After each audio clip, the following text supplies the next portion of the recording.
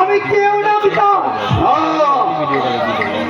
তুই ওই দাম্ভিক রাজবংশের তুই বিবারের রাজা ভোজে পিতা আমি তোর পিতা নই, তুই সংগ্রাম সিংহের জ্যেষ্ঠ সহোদর জয় মল্লের গন্ধর্ব বিবাহের সন্তান। আমি ভুলে গেছি পিতা। আমি বলি পাতানের হাতে উদ্ধত জয় মল্লের মৃত্যুর পর আমার অভাগী গর্ভধারিণী মা জ্বলন্ত আগুনে চাপ দেওয়ার আগে তার হাতে শিশুপুত্রকে তুলে দিয়ে গিয়েছিলেন। সে তো আপনারই হাতে। সেই থেকেই আপনি আমার পিতা।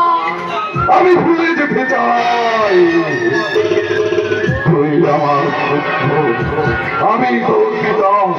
আমি ভুলে যেতে চাই এই পুলিশ কঠোর ব্রাহ্মণ রুদ্রদেব একদিন তোকে গলে পিঠে করে তুলে এই মন্দিরে নিয়ে এসেছিল, লালন পালন করে তোকে মানুষ করেছিল।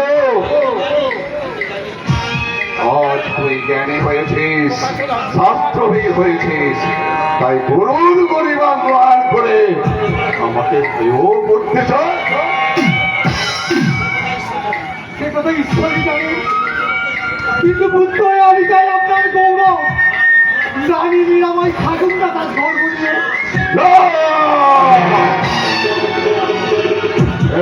এবারে অসার বৈষ্ণব ধর্ম থাকবে না, আমি তার মুনাফের করব।